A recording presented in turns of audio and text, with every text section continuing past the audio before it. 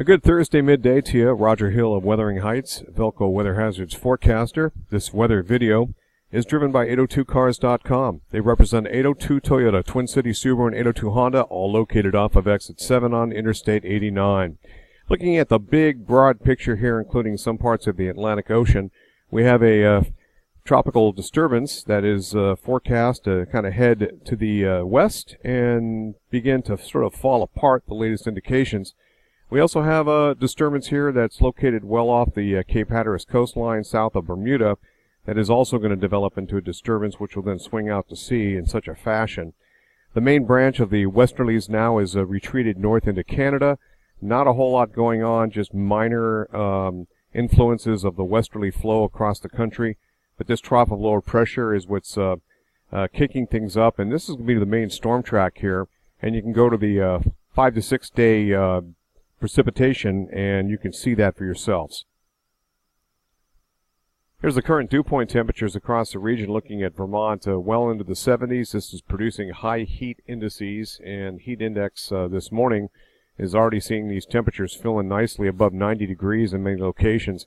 We're probably headed for heat indices that are going to take us probably approaching 100 in some places along the Connecticut River Valley and Champlain Valley itself. With this area of higher pressure kind of advancing a little bit more moisture, expecting some popcorn-type thunderstorms or pop-tart thunderstorms. Best chances are across the western part of Vermont and swinging into southern Vermont. And we're starting to see some cumulus buildups to attain some heights now. And this bodes well to see some mid to late afternoon shower and thunderstorm activity, though isolated to widely scattered. So we're looking at the high-resolution ensemble forecast and keeping an eye on Vermont. You can see a little bit of moisture starts to creep in, and that looks like that could pop a thunderstorm. This is roughly about 20Z or 4 o'clock this afternoon. That would be 5, 6, 7, 8, 9. You notice that they're relatively widely scattered or isolated, a little bit more centered in southern Vermont. They kind of dissipate out, and we await the cold front that's going to be pushing into the region. And you can see this by the line now that extends northeast to southwest and then pushes into the state. This doesn't happen until probably around 3, 4, 5 in the morning, and that's when things will get probably at their most active at this point. So as you know, I use the European model as kind of the baseline map, and it has the highest skill and the most consistency without bouncing around constantly. So we're looking at just a little bit of edgy showers here. This is valid at 8 o'clock this evening, and we start to see that kind of creep into southern and western Vermont. But the next 6-hour panel, you can easily see an uptick right here during the overnight period. Also some pretty hefty storms, maybe potentially across the areas of the St. Lawrence Valley, a little bit north of the border or right along the border. And this bodes well to get some locally heavy rainfall in that particular area. Further off to the south and east, it's not a big deal, and the storm system then, the frontal system then pushes off to the south and east. This is valid through 2 o'clock in the afternoon. So this is basically what will fall tomorrow morning. And then beyond that, whee! High pressure builds in for some very nice weather, and we can run this all the way out to next Tuesday into Wednesday. You see basically this is valid roughly right now at about 8 o'clock on Monday evening, and a little bit of business north of the border doesn't mean anything for us. Then we start to get a little minor stuff here, and this next weather system drops in south and east from the Hudson Bay. It looks like Wednesday is going to be the next day for widespread showers and thunderstorms. Much too far out to get detailed on at this point, and just a little bit beyond this period. GFS ensemble centered on Burlington, Vermont. You can see also kind of a double peak here, and this is what will happen and sort of develop over the Champlain Valley, western Vermont, southern Vermont, towards 0Z. That'd be 8 o'clock this evening.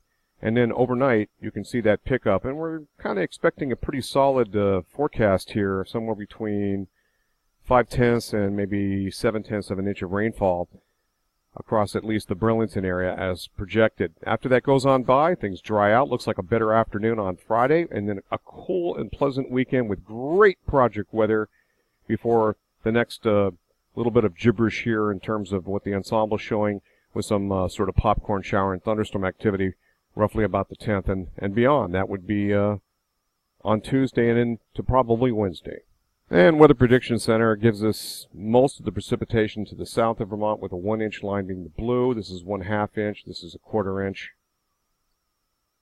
Centered on Burlington, we're looking at temperatures now, and of course here's our 90+ degree temperatures for this afternoon, with the heat indices up over 100. And we're looking at a pretty sharp temperature drop. The cool-off is going to be above the 70 degree mark, so a very warm and humid night tonight, not comfortable for sleeping. However, temperatures top out tomorrow around 75. We get a nice drop-off in temperature. We're looking at temperatures at night, very comfortable for sleeping. But notice we start to build that heat ridge again. At least not as expansive, and I don't think it's going to set records, but it's just going to get warm, and hey, it's summer. So weighted temperatures, once we get into that cooler weather, that's going to really diffuse the upward tick that we're seeing today on this Thursday. And we're only running about 3 degrees above normal at this point.